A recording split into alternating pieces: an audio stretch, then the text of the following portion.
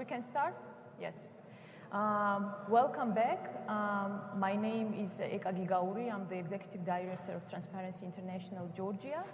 I'm very glad to be the moderator on this last, but I'm sure very interesting and the most interesting panel discussions about the parliamentary ethics and international standards on parliamentary ethics.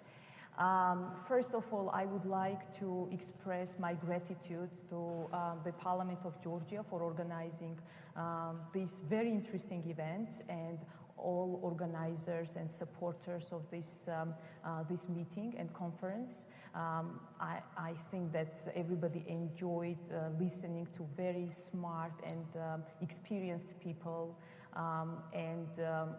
Going back to our countries, we will, I am sure, we will introduce these new ideas and the new ideas about how to enlarge the possibilities for the civil society and for the citizens to be engaged in the parliamentary work.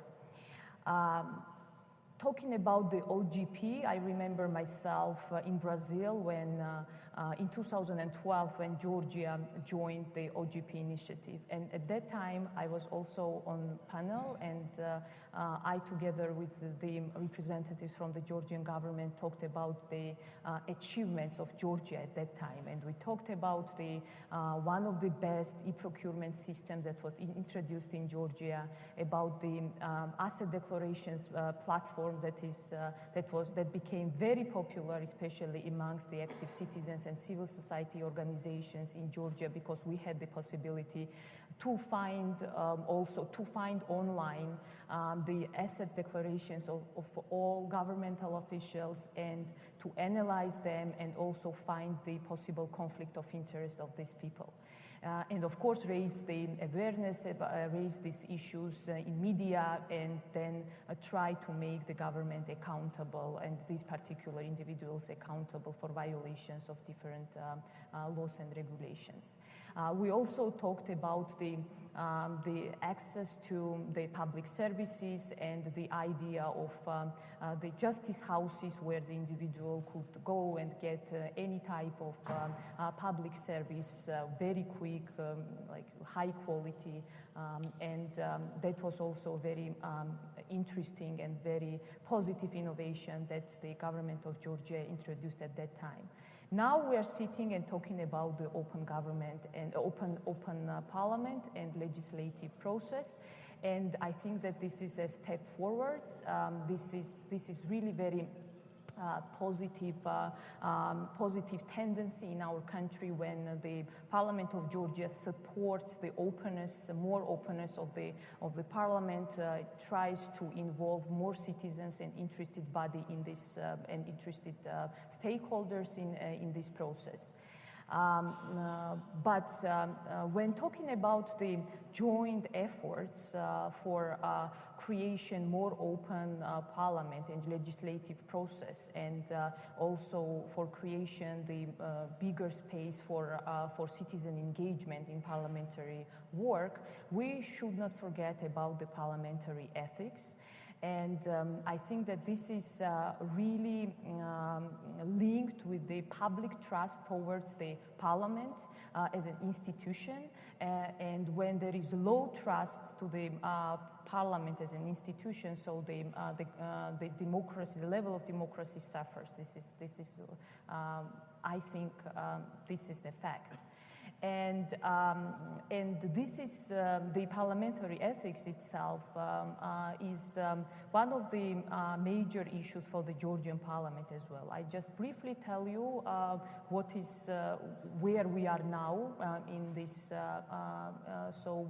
First of all MPs should act in accordance to parliamentary ethics during ethics code during the plenary sessions. This is according to our regulations.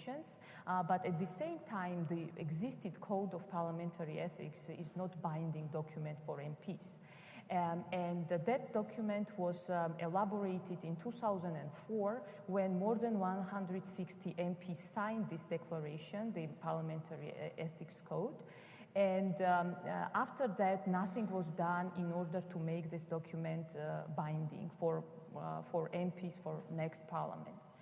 After that, in 2012, the civil society organizations raised the issue of parliamentary ethics again.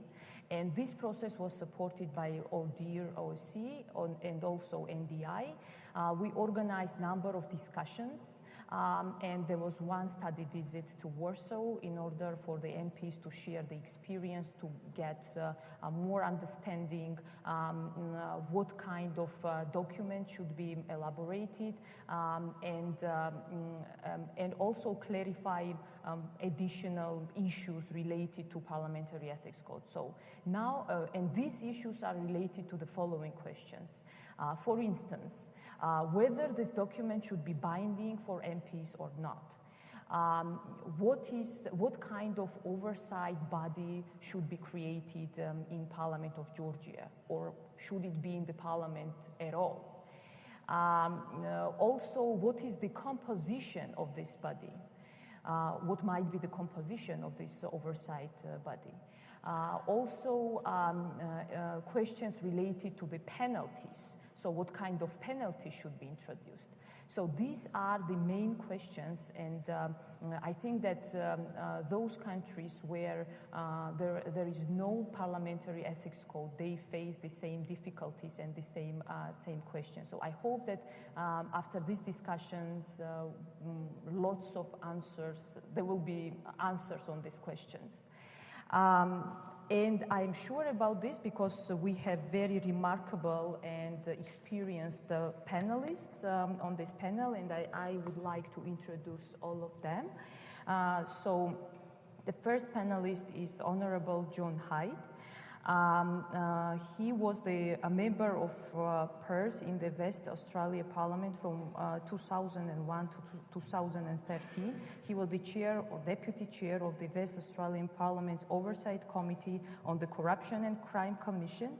As parliamentary secretary to the previous Attorney General, he was also involved in the drafting of legislation and changes to establish WA's Modern Corruption and Crime Commission. The second panelist is Mr.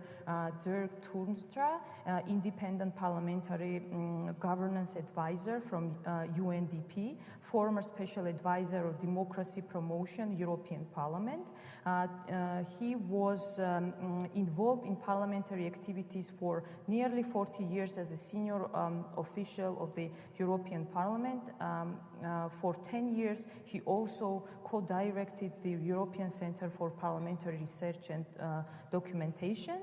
The third panelist is Mr. Greg Brown from NDI. At NDI, Greg helps manage the Institute's programs on parliamentary openness and innovation, including openingparliament.org and the Open Government Partnerships Legislative Openness Working Group. Prior to joining NDI, Greg worked for Sunlight Foundation, and Mr. Peter Mossop from ODIHR, OSCE. Peter is a democratic governance officer at ODIHR, OSCE, and he worked previously for the Swedish Ministry of Foreign Affairs. So, gentlemen, the floor is yours. I would like to raise one question here, and addition to the challenges and issues that I raised before. So do you think that the public trust and the effective parliamentary ethics code is directly, implementation of parliamentary ethics code is directly linked to the strong parliament? So, Mr. Hyde. Thanks very much. So my other role here is with the Global Organisation of Parliamentarians Against Corruption, which I've been a member of for many years and am now chair of GOPAC in Oceania region. Just quickly, GOPAC's an alliance of parliamentarians working together to combat corruption, strengthen good governance. We've got a number of MPs here in the audience who are committed and are staying late tonight. They're also GOPAC members as well, and we welcome MPs from anywhere joining with us. We've currently got 57 national chapters. The important one is down the bottom, the Pacific. So a lot of the parliamentary groupings often forget the Pacific. So there are 15 Pacific Island nation countries, and then you can add in Australia and New Zealand there as well.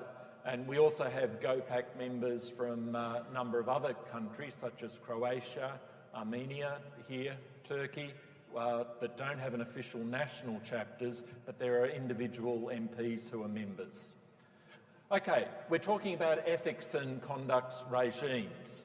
We believe they curb corruption, they build accountability and trust, promote professionalism, and importantly for this discussion, reinforce a commitment to international standards. Okay, I think we're all aware, unless we have political will, we're not going to end up with any regime. We're also not going to end up with transparency. If parliamentarians aren't involved, if they don't believe they're part of the process, it's not going to happen. I think one of the really important points, many of us come from a civil society background. We have a commitment to transparency and ethics. In terms of GOPAC and in terms of what we're doing in the Pacific, we're also talking to parliamentarians about the political advantages of accountability and ethics and having a leadership code or a conduct code. I'll bring an example along later. As well as the excellent work that OGP are doing and through NDI, and we're looking forward at GOPAC with our World Conference coming up in under a month in Yogyakarta in Indonesia, where Scott and the team from NDI will perhaps be presenting an updated or a finalised version of the OGP and the work from the Open Working Group here. We also, GOPAC has its own handbook on parliamentary ethics and conduct. We also work with UNDP and created under the UNCAC, the UN Convention Against Corruption, an assessment tool for parliamentarians. And I've been lucky enough to work in Bhutan, in Cambodia, but also through a number of the Pacific parliaments, and using this toolkit to try and focus parliamentarians on what they should be getting out of an ethics and conduct routine. And a very exciting development, we have a Pacific Islands Forum, which Australia and New Zealand largely fund, but within there the Pacific parliaments have committed or embraced to forum principles of good leadership and accountability, and they've allowed their secretariat to do individual analyses of some of the parliaments and countries. And so we're also using that as material to move forward. I think what's coming out of this conversation is a lot of us, we're like fireworks. We've got some incredible regimes going off and ideas, and there's different principles and there's different organisations, but perhaps what we haven't been getting is an international cohesion or a general way going forward. So part of what this session today is to look at how can we progress in going down the same roadmap internationally. Okay, building political will is very important, and I want to give the example of Vanuatu. Vanuatu's a small Pacific country in the Pacific Ocean. Now, what's interesting there is that their leadership code, which is their ethics regime, is a piece of legislation. So it's not only just a code that's been passed in Parliament, it is a binding legal piece of legislation. Hence, for the last 2 weeks in Vanuatu, we've had their Supreme Court trying 16 members of Parliament. There are only 52 members in their entire Parliament. 16 are being charged with breaching the Leadership Code and bribery. Now, both pieces of legislation are seen to be equally as serious. And the gentleman in the photo there was the Finance Minister. In the arraignment last week, he pleaded guilty immediately to the breach of the Leadership Code and to bribery. The background case is quite interesting. They change Prime Ministers regularly in Vanuatu. The 16 have been accused of taking money, and apparently I think 6 other MPs who are involved in giving them the money have been granted immunity in giving evidence. So without his lawyer being present, he pleaded guilty and he was sentenced, deemed guilty by the judge on Monday, and she'll be doing sentencing, which could be 5 years. 5-year sentence for breaching the Leadership Code and for bribery. Now, what's interesting here is that the Leadership Code process is being given a lot of credit in Vanuatu. So we have a very strong Transparency International group in Vanuatu, civil society, but importantly, when they're involved in the UNCAC, the UN Convention Against Corruption process, they involve civil society. They published, as a government, the review. Many countries keep parts of it secret and don't give it a lot of service, but in Vanuatu they made it very public. So as well as having a Leadership Code in legislation, you've got all these other, I guess, perfect wave situations happening, with civil society becoming more powerful, a minister believing he should plead guilty. Now, there are 15 others that haven't yet, but we'll see what happen. So it's not per se the Leadership Code or the ethics regime or having agreement to that. There's a whole lot of things that have to happen at the same time. So the code is not the panacea, but without it, we're probably not going to be seeing these other ethical conduct and what we believe is transparent, accountable ethics in Parliament and government happening.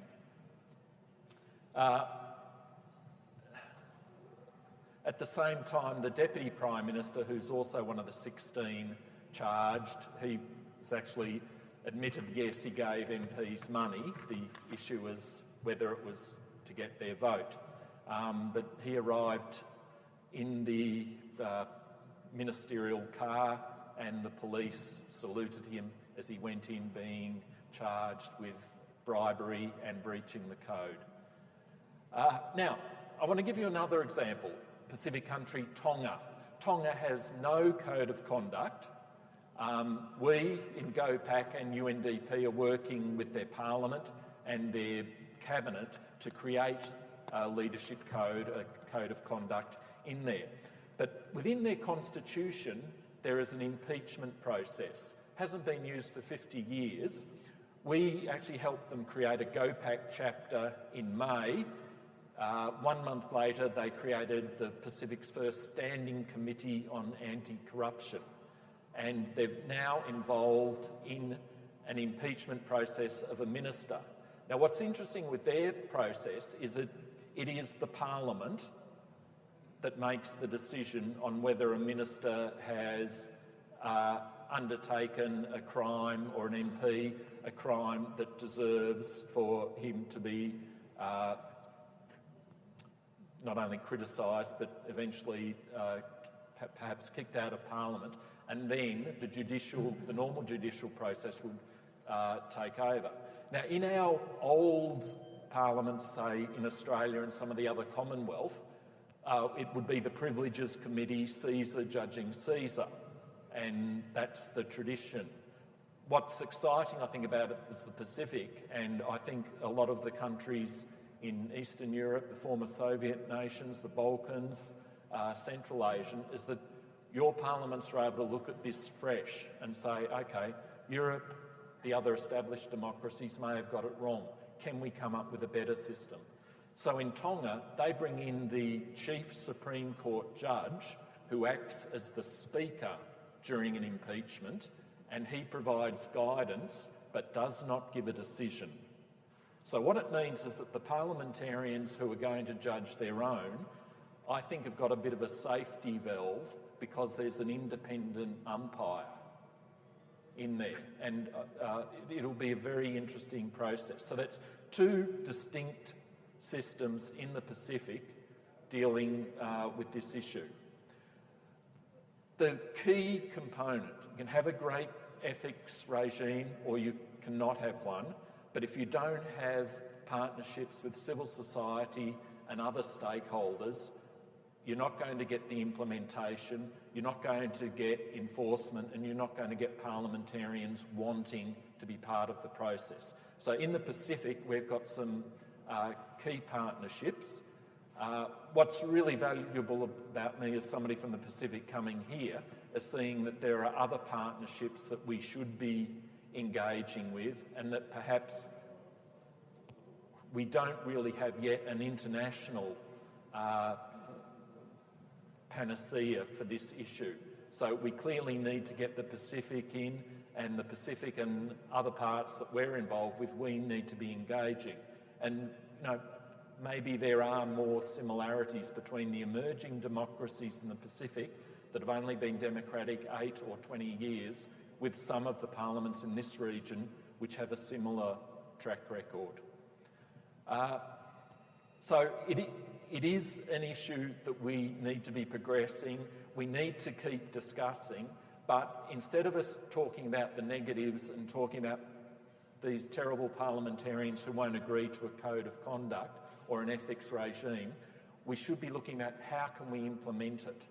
How can we convey the benefits to parliamentarians and to assist the majority of parliamentarians who know in their hearts that this is important and beneficial, and to make sure that it actually gets implemented, embraced, and that the community loves it as well. Thanks very much.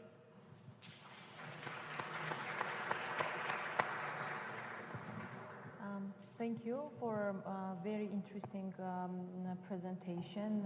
It's really very interesting experience. And yes, we had the conversation with our colleagues in Vanuatu, and they are also very actively involved.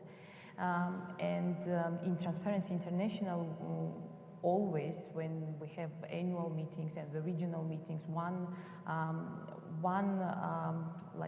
discussion is about the OGP and open legislative process and how for Transparency International national chapters be involved in this process, and how they can cooperate with other NGOs in order to be stronger while involved in the process, and how to plan the advocacy actions.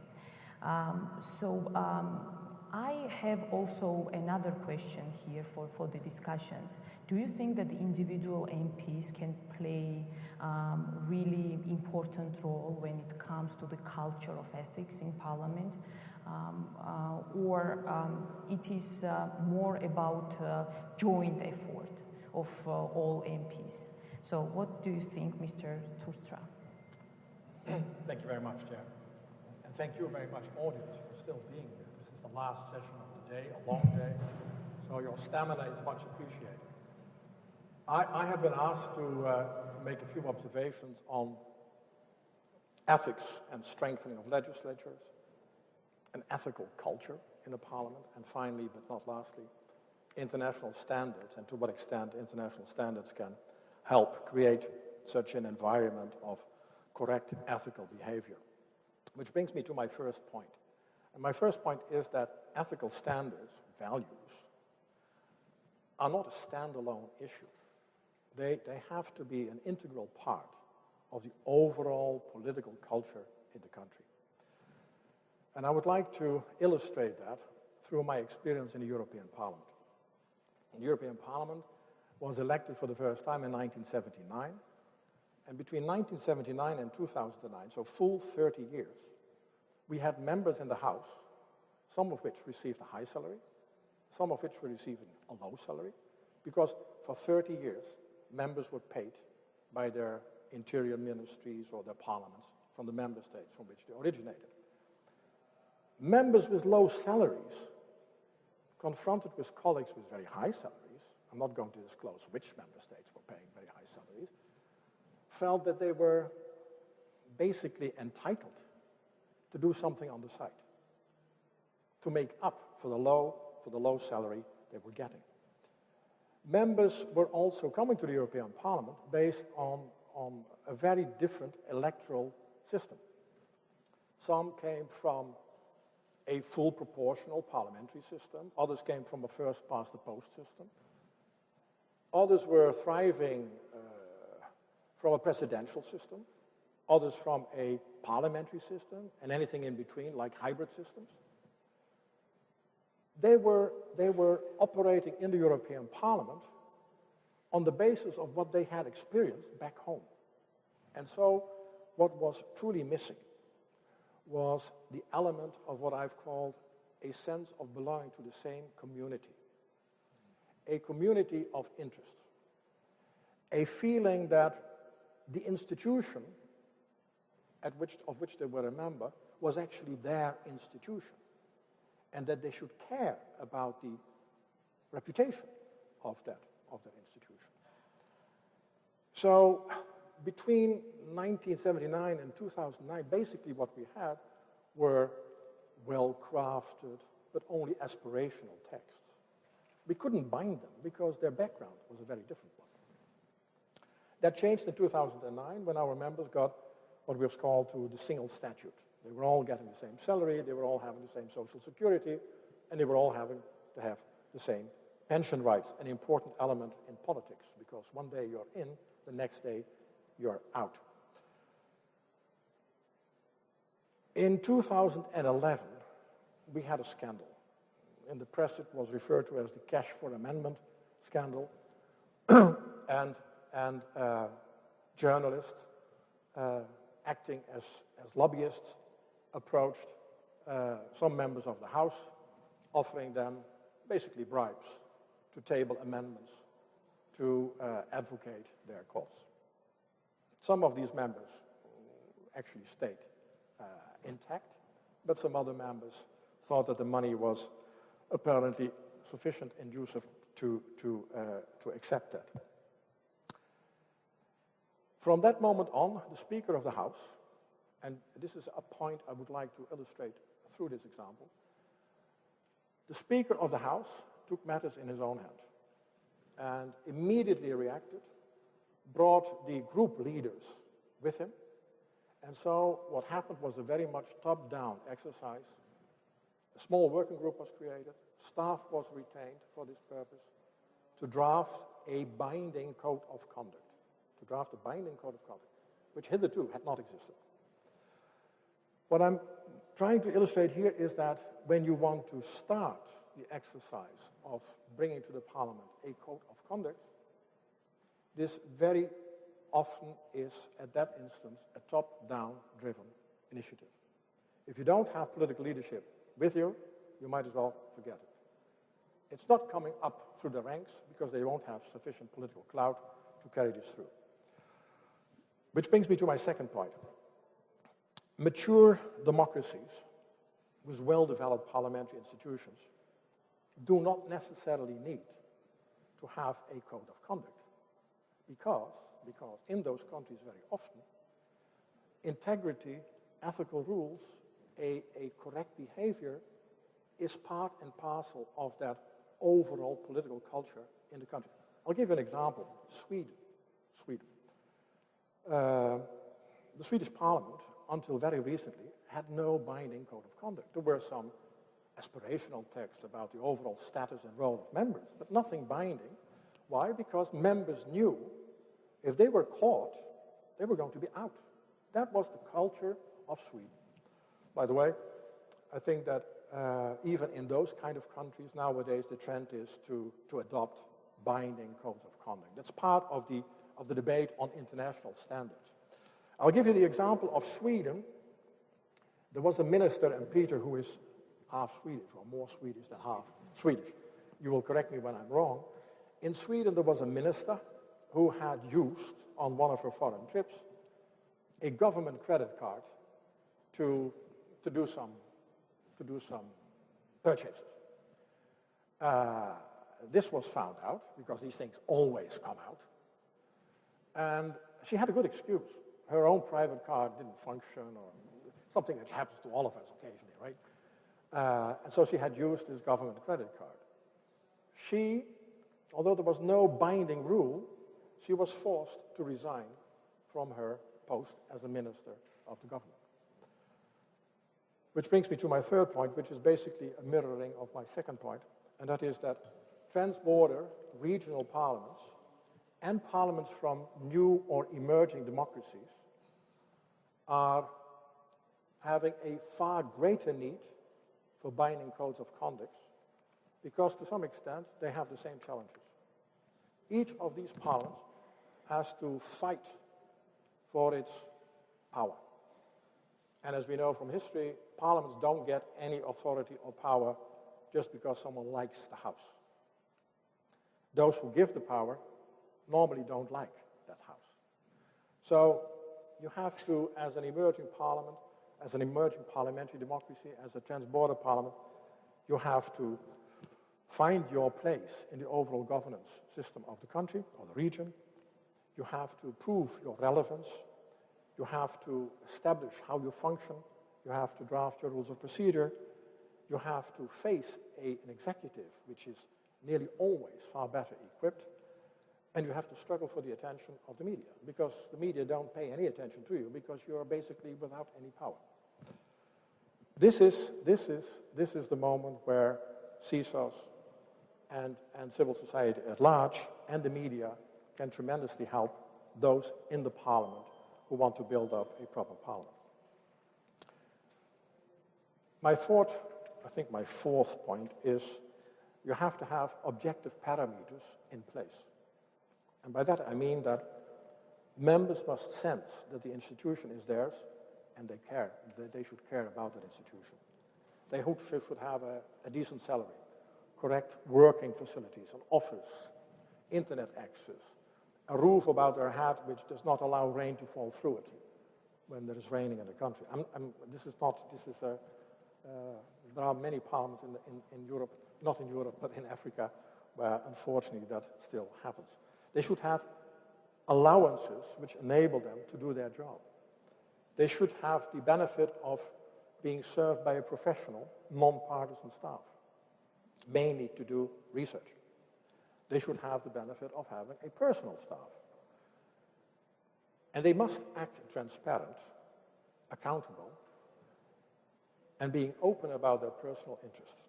Which brings me to a point which I will not dwell upon, which is the question of parliamentary immunity. Now, we have seen in the past lots of legal and political discussions, ongoing by the way, about the concept of parliamentary immunity.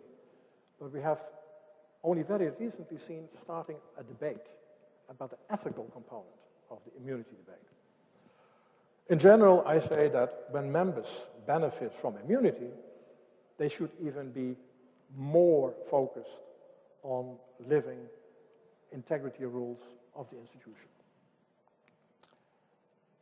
Every parliament basically has three areas in which ethical behavior plays a role. The first thing is the most obvious one, and that is that you use the allowances which are being sent to you for the proper use. Well, that's so self-evident, I don't even want to dwell upon it. The second part is behavior, very often something which is being overlooked. Collegial parliamentary behavior. How do you conduct your argument in committee meetings, in plenary meetings? Parliament is, I don't have to remind you of that, Parliament is about debating, is about speaking, is about arguing, is about respecting the view of your opponents. It's not about screaming, and let alone about physical fist fights. That is all extremely detrimental for the image, the reputation of the institution to which you belong. All that is also pretty obvious. But in some parliaments, we see that. We see physical fistfights. We see rhetorical abuse. That is not the way to conduce the people to confide trust in your institution.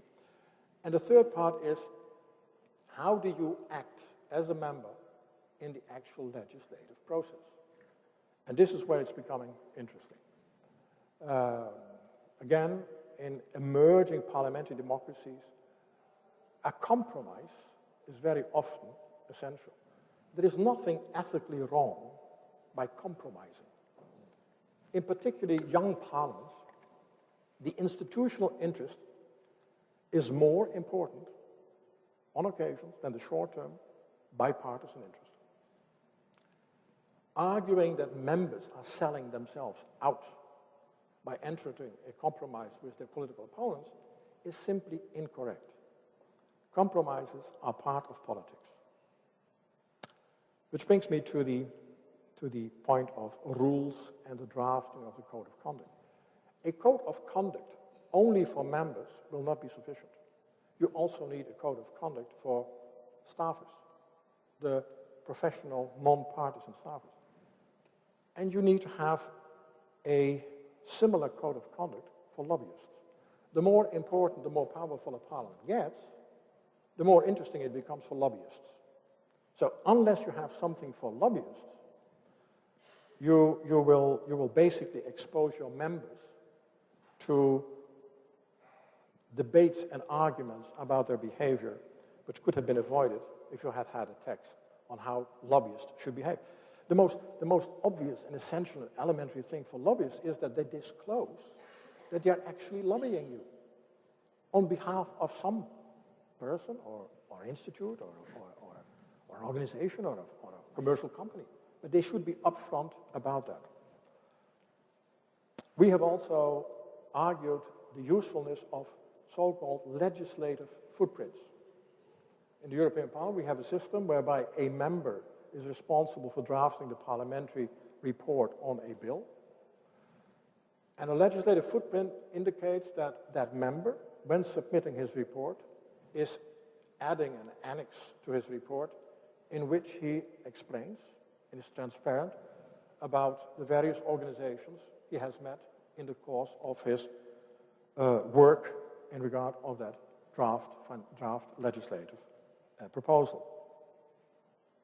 And we need to have a lobby register, as I said earlier on.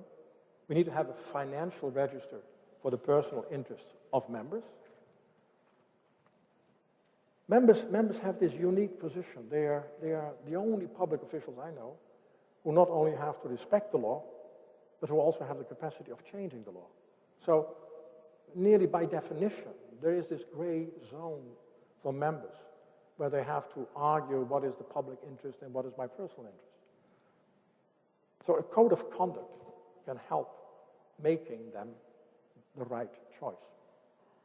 But obviously, the text alone is not sufficient.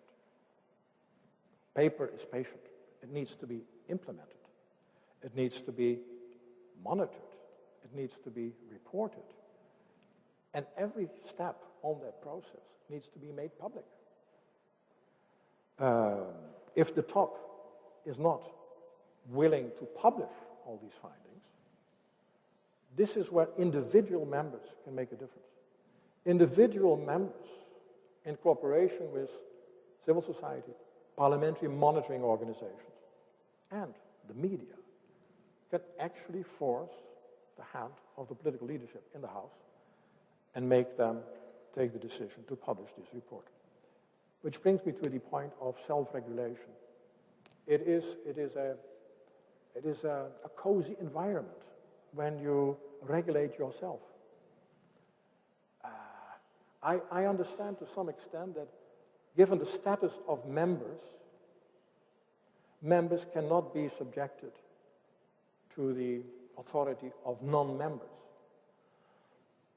But to have only self-regulation is probably not the right approach either.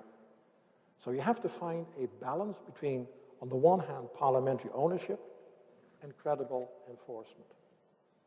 There must be, in my view, independent, external experts involved in this process of checks and balances. So in many parliaments nowadays, you have an advisory committee on the conduct of members. And they offer guidance, they offer interpretation on how the rules are to be implemented, the implementation phase as such, and the sanctions. Because again, you may have a text, you may implement it, but if there are no sanctions, then basically you leave the door wide open. So the question is, when you have the implementation, when you have, whether it's anonymous or with a name, someone who is reporting an alleged misbehavior of a member, you have to investigate. And the question is the investigation only going to be conducted by members, peers, or do you bring on board also others? My personal view is that it should be a mixed group. You should have members, obviously, members representing the House as such, so across the board, but you should also bring into that group some genuine experts who can help and who can advise the members. Sanctions, very shortly. We have positive sanctions. In the European Parliament, it is that if you do not comply with the rule to register your financial personal interest, you cannot become an office holder in the European Parliament. You cannot become a rapporteur, as we say in the French system, a member who is actually making those comments on behalf of the Parliament on a draft bill.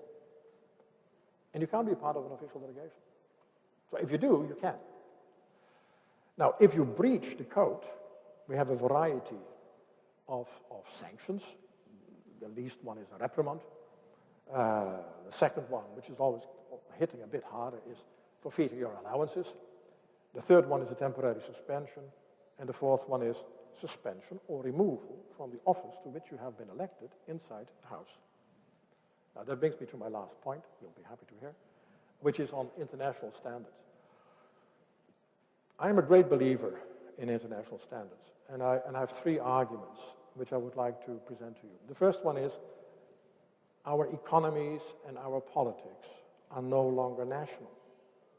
They have become international. They have become global. Now, I just mentioned acronyms like the IMF, World Bank, the EU, the WTO, the UN. Often policy decisions or guidance is being made in those instances without any or very poor parliamentary involvement. Now, if we are going to have a world in which lots of decisions are being taken by international, supranational instances, which are going to have an immediate political or economical effect on our countries, and the voice of the people, i.e. the Parliament, is not being heard, is not being associated to this process, then in my view, we are distorting the essence of democracy. And so, international standards can help strengthening the role of parliaments. Faced with this situation, our response has been, we have to foster more than ever interparliamentary cooperation. And interparliamentary cooperation will be much more smoother in its implementation if parliaments have common understanding of what their role and functioning should be all about. The second point is that we see in the world a clear trend in Europe, in Africa, in Latin America, of creating regional economic communities. Now, regional economic communities are on a lower level, if you want to, the same platform as I was alluding to earlier. By nearly technical need, parliaments of the countries who compose that regional economic community have to work together, and they can work easier and better together if they do so on the basis of international standards. And finally, my point here is that reform-minded members of houses who would like to bring in codes of conduct will be helped in that task by being able to refer to internationally agreed standards who also allude to codes of conduct. So, in conclusion, rules are necessary. Monitoring, external experts, sanctions, transparency, they're all extremely important.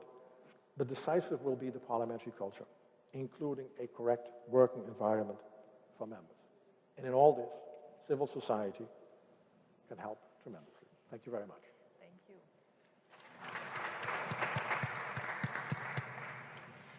Thank you for an interesting presentation and recommendations.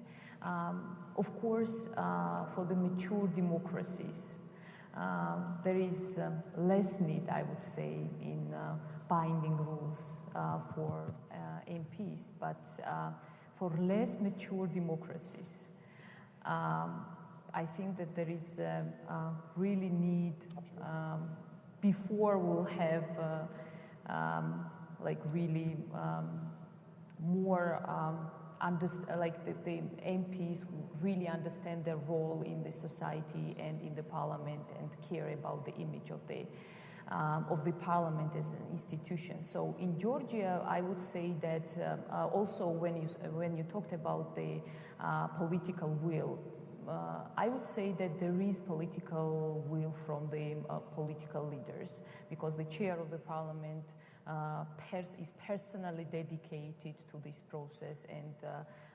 he has the desire to develop this parliamentary ethics code.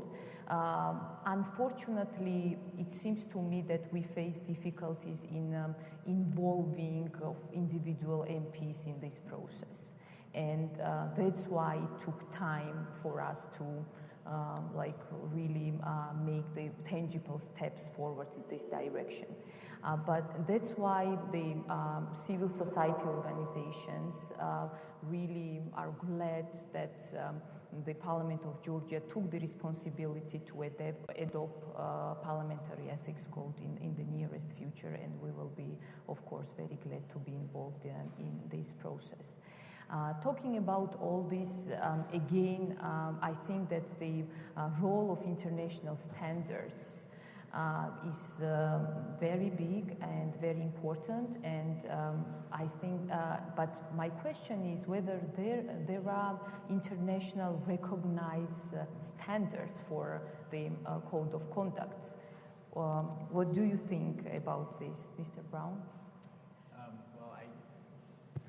I do hope that I'll have a chance to address that during my remarks.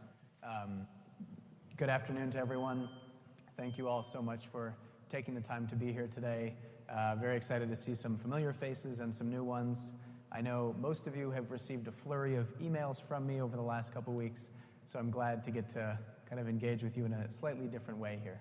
Could you pass it? Thank you very much. So I'm just going to briefly talk about a project that NDI is having a somewhat substantial role in, and that's the development of an international standard for codes of conduct. This document in particular applies to individual members of parliament.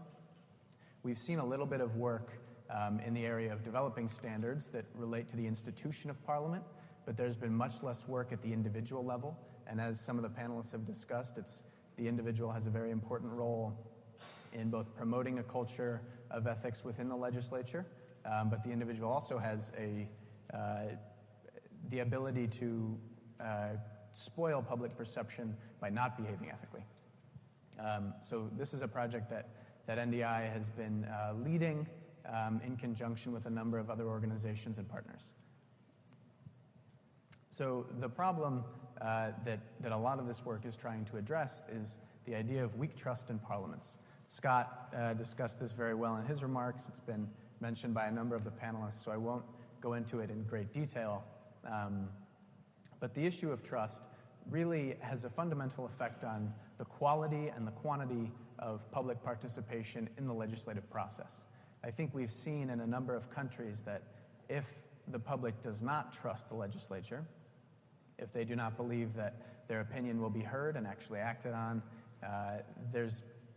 they have much less tendency to engage, And when they do engage, the quality of that engagement tends to be lower. It tends to be kind of reactive criticism rather than constructive feedback. So just a couple words on trust there.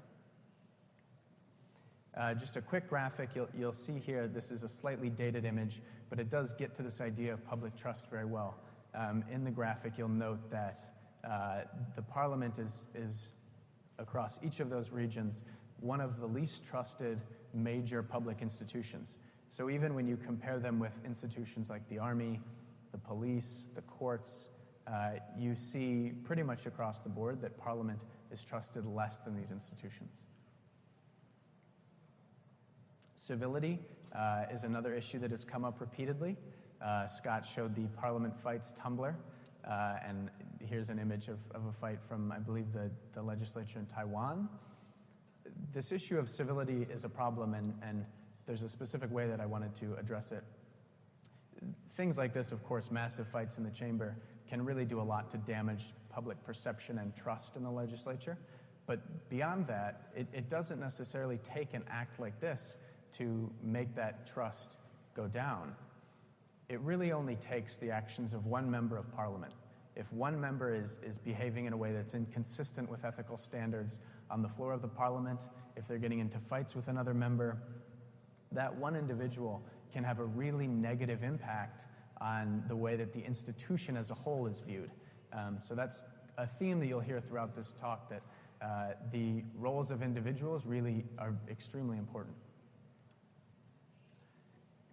So one way in this session, one strategy for addressing this problem that we wanted to discuss during this session is the development of international standards. In a moment, I'll get into the history of parliamentary standards. It's not a long history, but there is a somewhat substantial body of standards that are related to the legislature. In particular, though, ethics standards are a relatively new thing. There's been some work by the Commonwealth Parliamentary Association. They recently released a document that essentially outlines what should be included in a code of conduct for members of Parliament, how that document should be drafted, suggestions on the process, as well as things about implementation and enforcement. So at the moment, that document is the only existing international standard that relates to legislative ethics.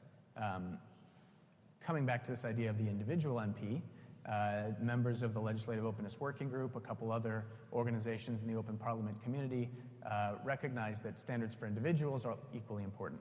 So that's the project that I want to talk a little bit about here. So a bit of background. You'll see in the top boxes in yellow, those are the standards that currently exist. So 10, 15 years ago, there was kind of an initial wave of standards development. Most of these standards related to the institution of Parliament, and they were very kind of basic democratic standards. So what kind of minimum powers should the legislature have to function effectively in a democracy? How should the Parliament be independent from other major governance institutions? So it was kind of a very basic set of standards. There's also, you'll see on the right-hand side of the screen, there are now standards for support to Parliament. The IPU developed these in conjunction with a couple other major organizations that you can see on the screen there, NDI, the European Parliament, UNDP. So that's another set of standards that exists. The next set that I'll mention briefly is the Declaration on Parliamentary Openness, which you all have at your places, so I'm sure you've read it at lunch and are very familiar with it by this point. And so the last one is the ethical standards, the CPA document. So that's the body of standards as it exists. There's a couple potential areas that this body of standards could spread that would be potentially effective and potentially beneficial. So one is the Common Ethical Principles for Members of Parliament, the project that I'm discussing today. A couple areas that you're slowly starting to see standards bubble up in are lobbying. There's a collection of civil society organizations led in part by the Sunlight Foundation and the Open Knowledge Foundation that are developing standards for lobbying disclosure. There are political finance transparency standards that are also being developed by civil society organizations. The goal, of course, with these is to get parliamentary endorsement and to get buy-in from members of parliament and legislatures. But at the moment, those related standards and norms are mostly coming from civil society organizations. So a few words, just very briefly, on some of the challenges associated with developing a standard. The background to this is that the standards document, the Common Ethical Principles for Members of Parliament that we've been developing, is open for public comment at the moment. It's been open for the last 2 or 3 months. We've received a good deal of quality feedback from both parliaments and civil society organizations. And I hope that any of you that are interested have the time and the capacity to comment as well. We would absolutely welcome your thoughts on the draft document. We're hoping to finalize that document by the end of the month. So there's about 3 weeks remaining in the comment period. But again, we would welcome your feedback. So these challenges, if you are interested in commenting on the document, these challenges might help structure the way that you're thinking about this project. So the first challenge that I'll mention is aspirational versus enforceable. For a strong international standard, my opinion is that it needs aspirational components.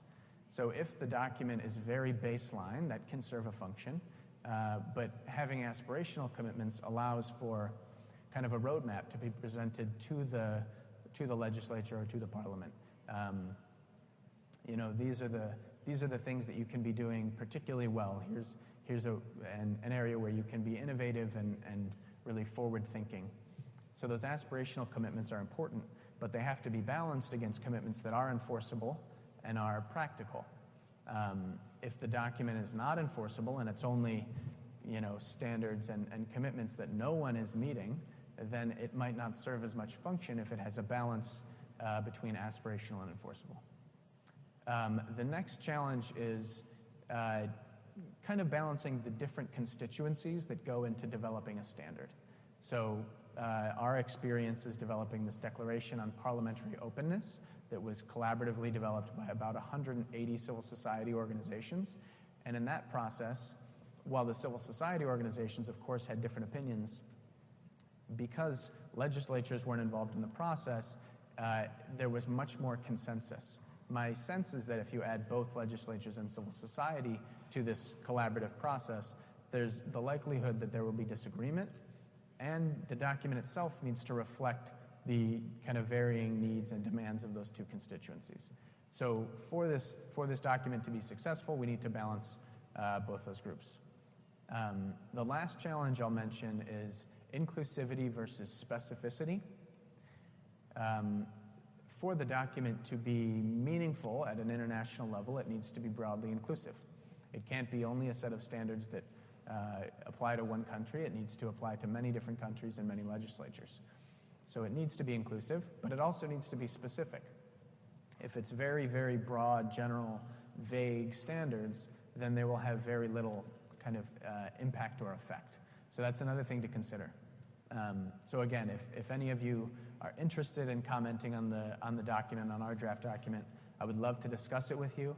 And in particular, I would encourage you to keep these challenges in mind while you look at it. So just to really quickly run through the content of this document, we've broken it up into 5 different sections. You'll see them on the screen behind me. The first is safeguarding democracy, human rights, and law. This is a very broad, somewhat general category that calls on members of parliament to respect the outcomes of free and fair elections, to respect the opponents of the positions of political opponents, general commitments about ensuring that MPs are doing what they can to strengthen democracy, both at home and abroad. The second category is serving the public. This category essentially says that members of parliament are responsible for public service, and that is the kind of utmost principle that should be orienting their work. In addition to that, public service should be done in a manner that's even-handed, that is not taking into consideration things like political contributions or identity factors or other issues that can often dictate who is receiving service and who is not. The third category is ensuring public integrity. this is the most kind of traditional category in the document. It includes sections on lobbying, on campaign finance, on gift acceptance policies, on a couple other issues related to integrity and conflicts of interest. So that's the third section. The fourth is acting professionally. This section primarily gets to this idea of civility, and that members of parliament should act in a manner consistent with the public trust that has been given to them. As a public servant, as a person of public power, members of parliament have a responsibility to act professionally and in a manner that's consistent with that position and that privilege. The final section is valuing diversity and pluralism. This section, relatively self-explanatory, gets into the idea that members of parliament should not be acting in a way that is excluding certain groups, and pluralism, of course, they should be respecting the positions of their political opponents, the opposition or the majority or whatever it might be in the parliament. So that's the kind of general scope of the document. To give you just a sense of the process that we've gone on to develop this draft and how we'll actually move forward. The preliminary draft was launched at the International Open Data Conference in Ottawa, Canada. That was on May 27th and 28th. There were a couple folks in the room that were here and were able to provide some really quality initial feedback that helped us kind of scope the draft before releasing it more broadly. Following that, we released it for public comment. The comment period started on June 12th and will run until September 18th, at which point we will work to finalize the document. Once it's finalized, this is similar to the process that we went through for the Declaration on Parliamentary Openness. Once the document is finalized, we'll go about collecting endorsements from both civil society organizations and members of parliament. We're hoping that we can get a broad body of support from both of those groups, which will certainly make it a stronger document that's more productive. That's all I had to mention. I would love to talk to any of you about this project at the museum later tonight or at any of the breaks. Please do come up to me and let me know if you have questions. The link that you see on the screen there is the link to the draft document. So if you wanted to leave comments, it's at that link. Again, if you want to do so, let me know and I'm happy to share this with you. Thank you for the time and look forward to hearing more from all of you about this. Thank you.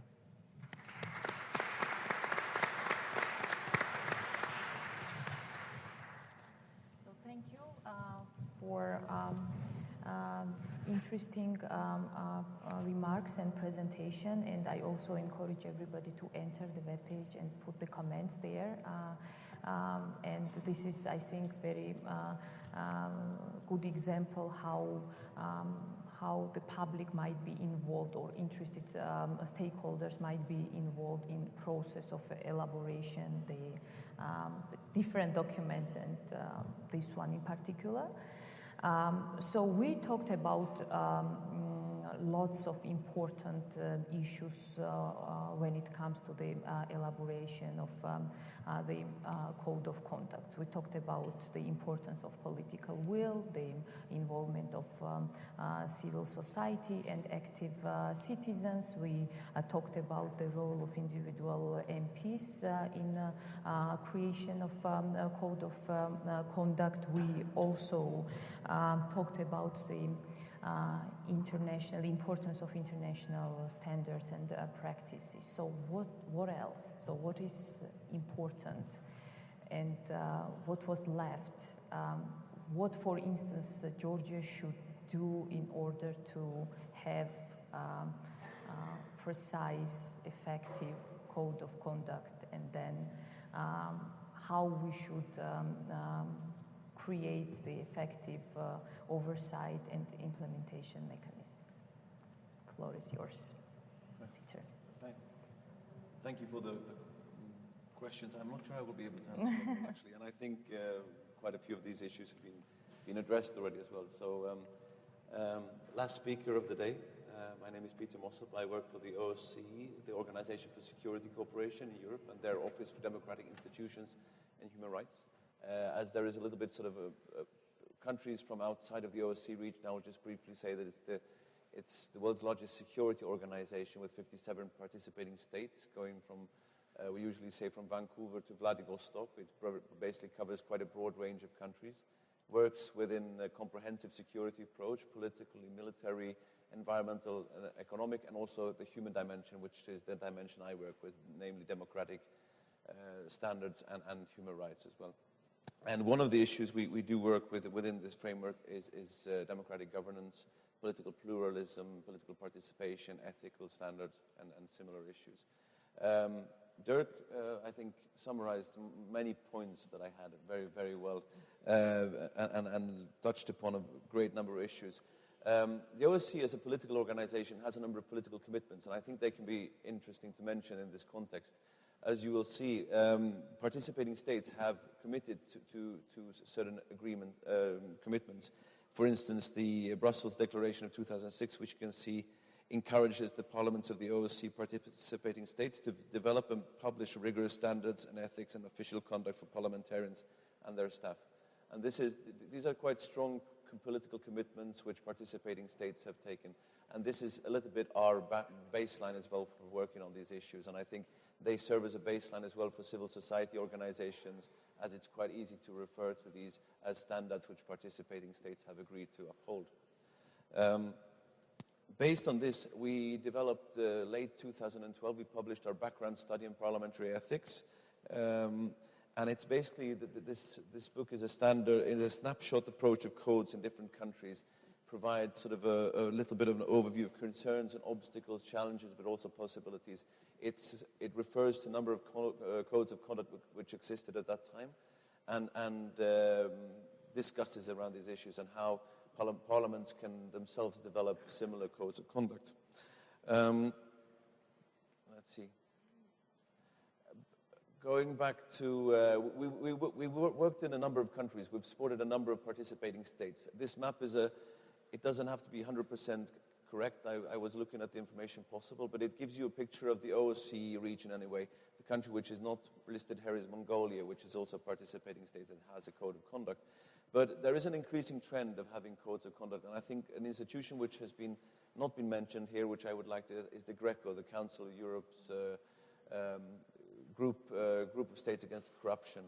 And they're currently doing their 4th round of evaluations, and basically they are recommending to all parliaments when it comes to ways of obstructing corruption to introduce codes of conduct. And I think that is an additional very important baseline and an instrument for us to be using.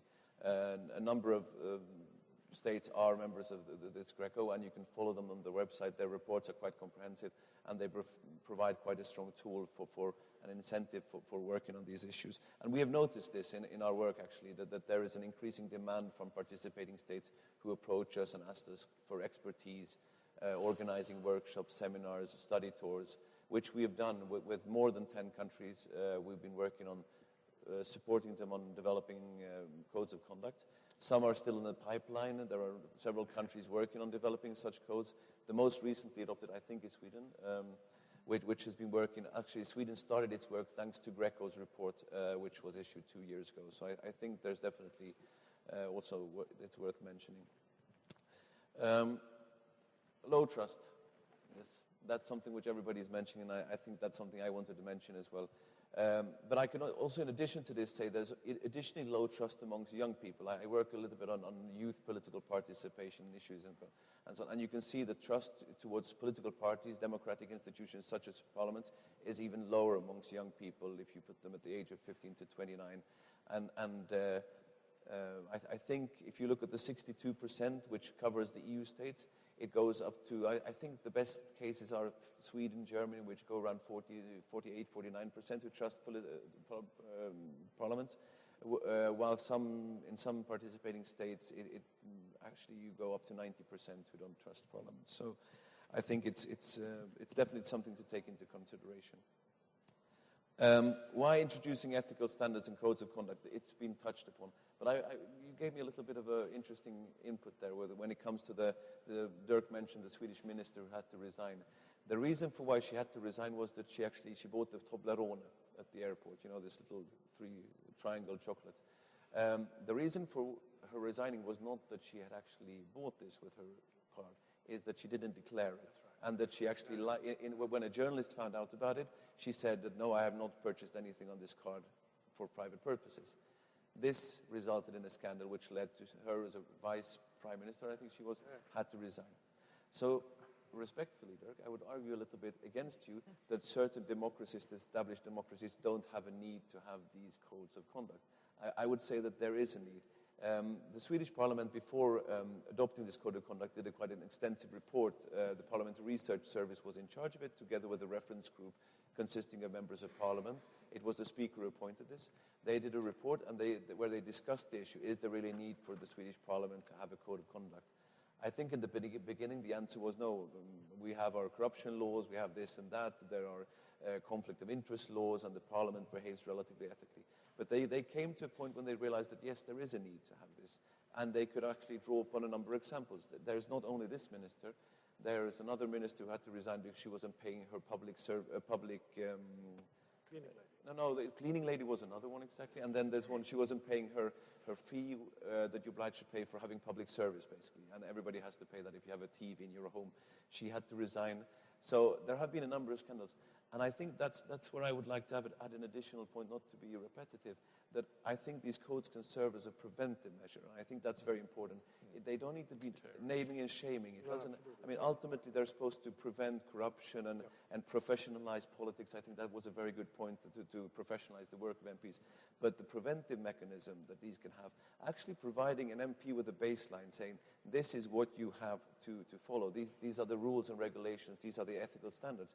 It also becomes, I think, in my opinion, easier for an MP to eventually, once he is criticized and scrutinized by media, actually say that, look, yes, but I did follow the codes of conduct, so you might have an opinion that I'm not doing wrong in this case, but I have actually followed the standards which we have applied and agreed to in Parliament.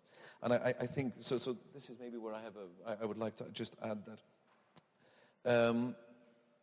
And to finalize, because I think we should leave some space, there must be a lot of questions even though it's late. I think one issue which has not been mentioned so much at all today, but I think it's also very important in this concept of professionalizing politics, is the issue of gender equality. Because I've done some personal research also within the office, but also together with some reports from civil society organizations. And if you look at the gender-insensitive language, which is coming out of a number of parliaments, I should not mention any countries specifically, but there is a big problem with gender-insensitive language, where male MPs are actually speaking to women MPs in a certain way, behaving. And I think this transcends into gender equality in general in society. If these are if this is the language you see in Parliament, this is definitely the language you're going to see in society, and it's going to be replicated amongst young people and children as well.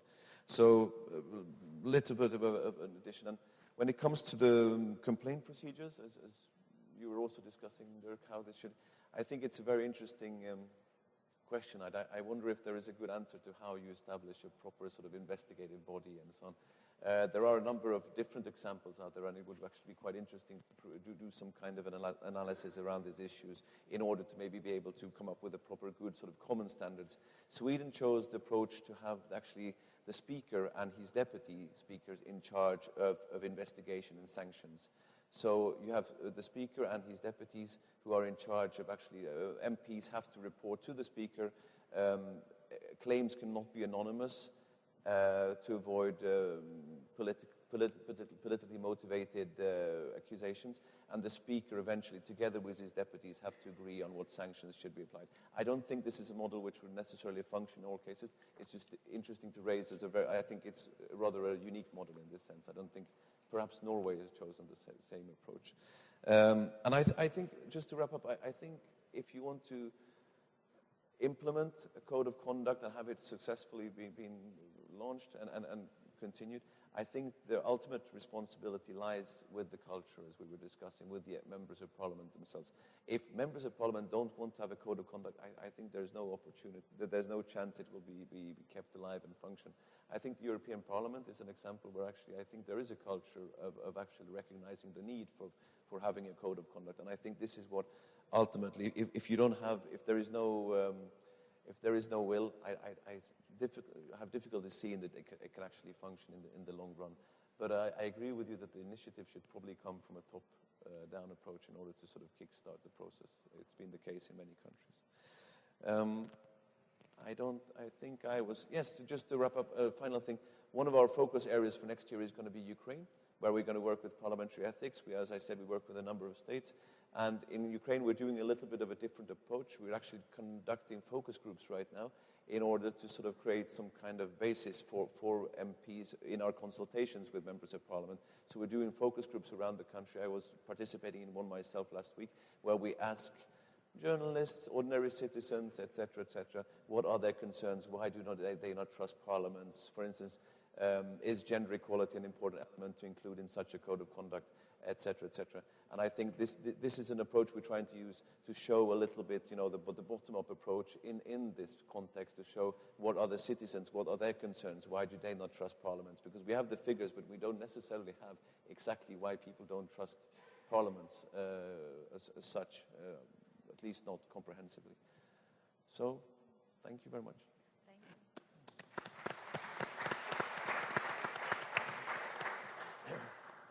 Thank you for additional points. So now we have time for questions and comments. Yes. Very quick. I would just say that in doing research for the initial discussion document,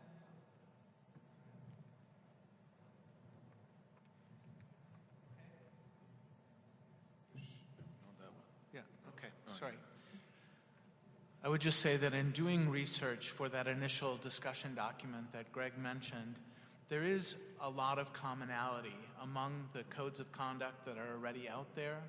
If you look at the GOPAC document, the OSCE, ODIHR document, there is a very kind of high degree of overlap between features of most parliamentary codes of conduct.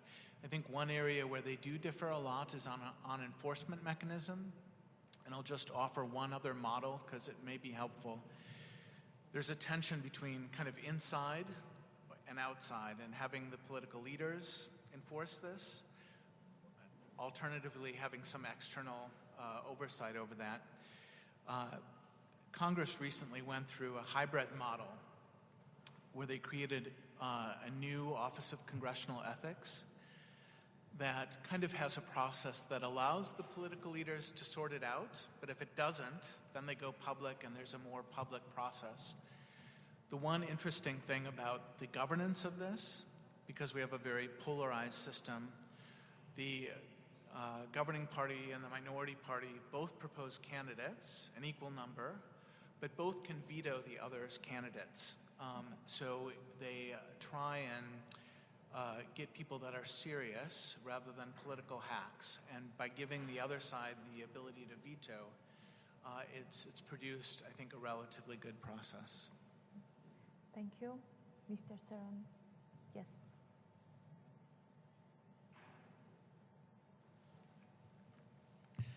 Bueno, estoy esperando la translate, la traductora. Yo creo que no hay duda que la exposición de ustedes ha sido extremadamente interesante. It's important to highlight that your opinion is really interesting for us. It's okay? Number one. Okay. Bueno, no hay duda que la exposición de ustedes ha sido extremadamente interesante. I'm sure that your presentation is especially interesting and informative. We are discussing these issues for such a long time, and I want to ask two questions. First refers to different organizations which represent civil society, and the second is associated with the FITERMO. So there is no doubt that different organizations provide huge support to these improvements, but how to achieve how to achieve the point when these organizations, to make these organizations to represent the society, because these are the groups which express a good attitude, especially in Chile, where I participate in this commission.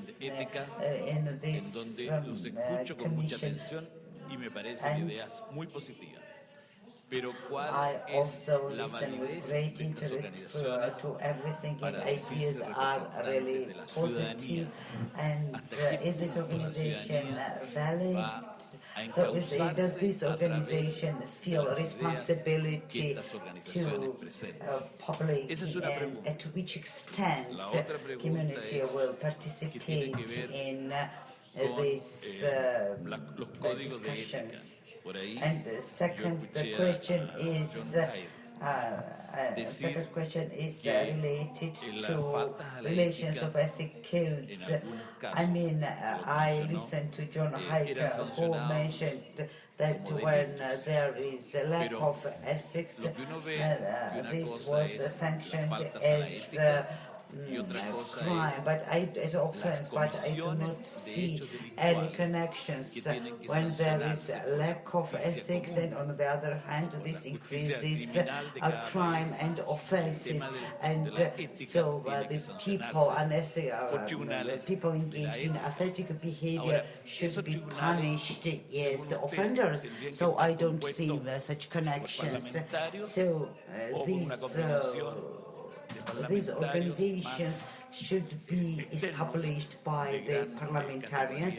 They should be grouped, and they should have high moral categories. For example, courts, juries, who should be responsible for identifying this offense, determining the offenses. One more concern: money and politics. Dirk mentioned this, as far as I remember the name. Money and politics. What does he think about this? For example, in Chile, we work on this quite successfully on these issues. Based on our experience, we finally restricted funding of particular companies from money which comes from the organizations, from private sectors, private sector.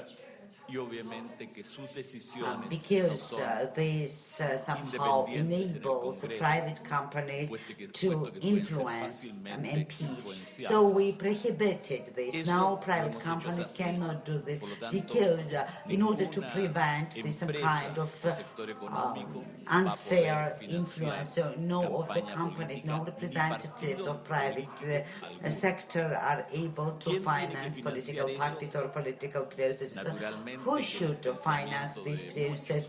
Then we should think, and many people might think,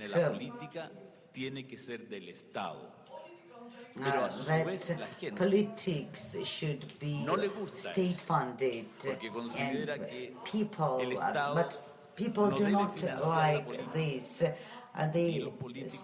Some people think that the state should not finance politics.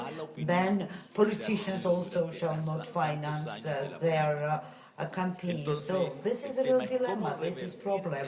And we for many years discussed these issues, and we tried to identify, to determine what to do, how to manage to make state to finance the campaigns, because we think that this would be the best option, even if some people think that this is not fair. Mr. Pogosyan, and then we can answer. Thank you very much, Madam Chairman. Actually, question to all speakers. Issue related to international standards, but when we're saying international standards, we meaning international standards for the national behavior or international one also? It's about parliaments. It's about how we're doing, and we are elected by our own citizens. ეს ეხება თვითონ ჩვენს მოქალაქეებს, ეს ეხება ყველა კონტინენტს, ალბათ ყველა კონტინენტზე ნდობა არის ძალიან მნიშვნელოვანია, ვთქვათ, ქარიზმატული ადამიანი, ძალიან ხშირად ქარიზმატული ადამიანების მიმართ ძალიან მაღალი არის ხოლმე ნდობა, ძალიან რაც შეეხება ეხლა ვთქვათ ქცევას საერთაშორისო დონეზე. არსებობენ საერთაშორისო სტანდარტები, ვთქვათ, EUTHOS საპარლამენტო ასამბლეაში ქცევასთან დაკავშირებით რა აქტივობებია, როგორ ხდება მათი განსაზღვრა, როგორ ხდება მაგალითად სადილზე მოწვევა, როგორ ხდება საჩუქრების გადაცემა. და როგორ ხდება ფაქტიურად ესეთი დარეგულირება ასეთ საკითხების, იგივე რა არის საერთაშორისო სტანდარტი, მაგალითად აი ნატოს საპარლამენტო ასამბლეაში გეტყვათ, აი როგორ ხდება ეს არის მარტო შიდა რაღაცა ესეთი ქცევის ნორმები თუ საერთაშორისო, იმიტომ რომ შიგნით ქვეყნის შიგნით ეს შეფასდება ეს ქცევა ფაქტიურად არის, მაგრამ როგორ იქცევენ და რას იღებენ, არამედ რა წარმატებას აღწევენ ისინი საერთაშორისო დონეზე, მაგალითად აი რა არის თუ არის რამე ასეთი რაღაც საერთაშორისო მიღებული აღიარებული სტანდარტები, თუ ლაპარაკი გვაქვს მხოლოდ შიდა ქცევის ნორმებზე, რაღაც ეთიკურ ნორმებზე, კორუფციაზე და სხვა და მხოლოდ საკუთარ ინტერესებს, იმიტომ რომ არ დაგვაჩნდეს რომ არსებობს პარლამენტის წევრებიც ასევე არიან ისინი წევრები საერთაშორისო რაღაც საპარლამენტო ასამბლეის წევრები არიან და აქა ძალიან მნიშვნელოვანია ქცევის ნორმები და ის თუ როგორ აღწევენ ისინი სხვადასხვა მიზანს, სხვადასხვა არენაზე. Toornstra, there were many questions to you. If I have well understood. თუ კარგად გავიგე ეს პირველი შეკითხვა თქვენი კითხეთ რომ როდესაც საზოგადოება არის ხოლმე ჩართული თქვათ ამ პროცესში, ხო? მე ვფიქრობ რომ საზოგადოება ჩართული არის ხოლმე, ჩაერთვება ხოლმე, მაშინ როდესაც ანგარიშების გამოქვეყნება ხდება საპარლამენტო კომიტეტების მიერ და ან ალტერნატივის სახით მათ ისინი ფაქტიურად წერენ იმის შესახებ, რასაც შეამჩნევენ ეთიკურ ნორმებზე და რაღაც დასკვნებს გამოაქვეყნებენ. და მთლიანობაში შეიძლება ითქვას, რომ მე დარწმუნებული რომ ეს ის პროცესია, რომელიც უნდა იყოს ზემოთ და ქვემოთ მოდიოდეს, საპარლამენტის პოლიტიკური ხელმძღვანელობის უნდა მოდიოდეს და განხორციელება, მონიტორინგი, რა თქმა უნდა, ეს უნდა ხორციელდებოდეს და საერთოდ საზოგადოებაც უნდა იყოს ცვლილებაში ჩართული ამასთან, რა თქმა უნდა. და ეს უნდა იყოს ასევე გადასინჯული, გადახედული ეს პროცესი, ანუ ციკლური ხასიათი აქვს ამას. ეს უნდა მოხდებოდეს რეგულარულად, უნდა ხდეს მიდი გადასინჯვა. რაც შეეხება მეორე საკითხს, მეორე შეკითხვას, რომელიც იყო დასმული, ძირითადად დაფინანსება პარტიების. ეს შეიძლება ეს კამპანიის ფული, რომელიც მოდის ხოლმე ევროპაში მაგალითად.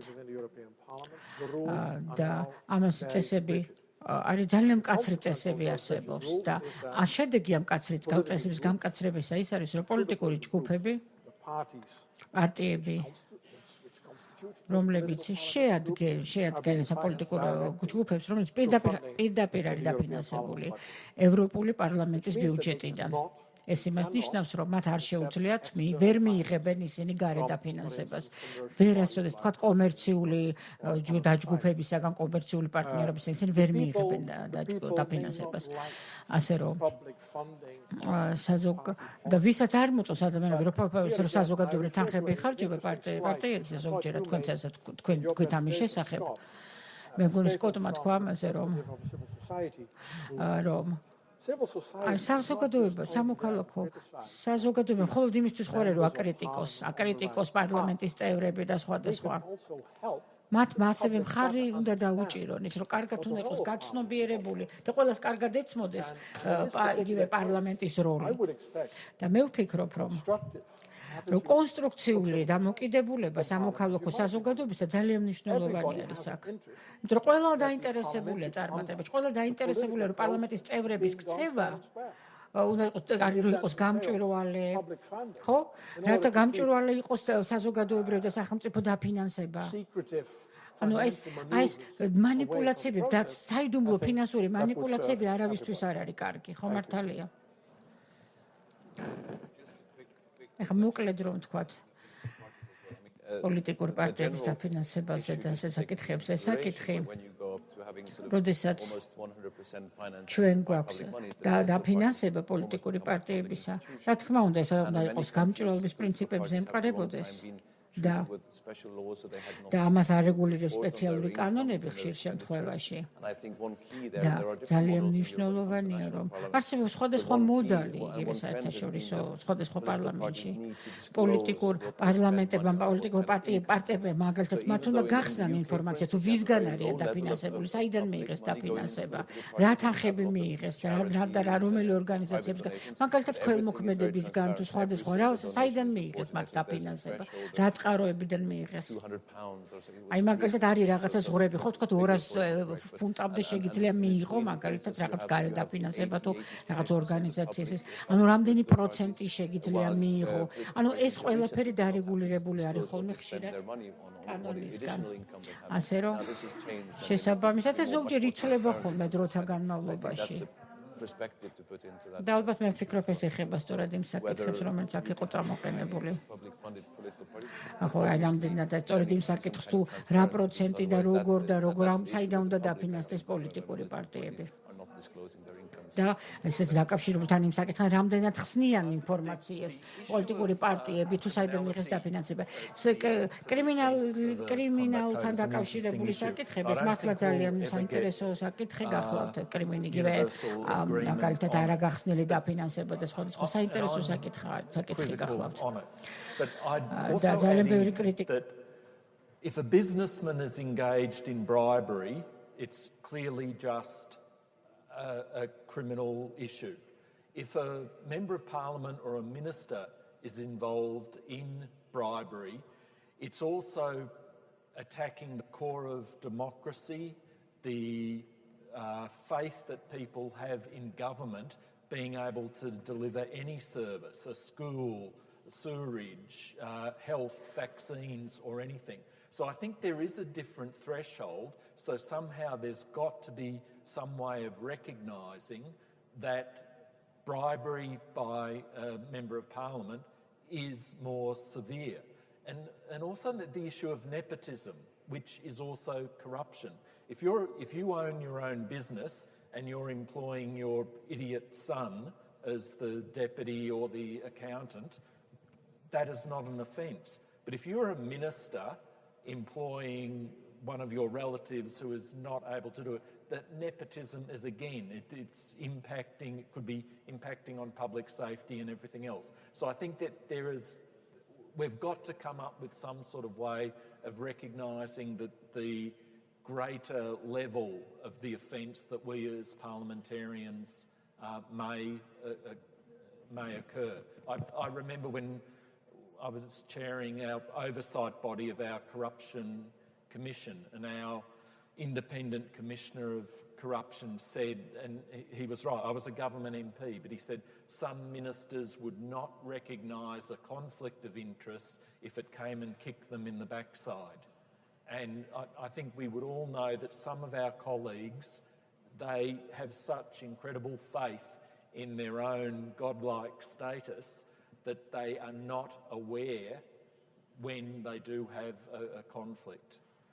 The issue of public financing in Australia, it's a very high level. It's been one of the best ways of cleaning up politics to have public financing of elections and the transparency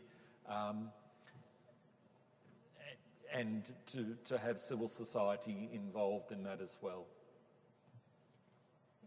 Just a very brief point. Just a very brief point about international standards. The document in particular that I was presenting, I think really plays two roles.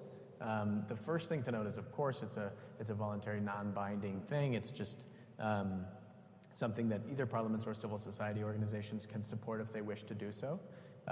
For parliaments, I think the value that this document might add is providing a kind of roadmap or guidance for future reforms or for reform to their current system of ethics. So there's that, and then for parliaments, it can also serve as a repository of good practice. In our document in particular, there's going to be a large provisional commentary section that really does compile some good innovative practice that parliaments can draw from if they're looking for inspiration or for guidance for making new reforms. So that's kind of the function that I think these standards can play for parliaments. For civil society groups, it's a key advocacy tool. So if you're a civil society group that is pushing your parliament to either improve its existing code or to develop a new one, being able to point to a document that has broad international support from both civil society and parliament is a really strong advocacy tool. So in my mind, those are the two functions that the document, at least that I presented, can serve. Okay, I think we are running out of time.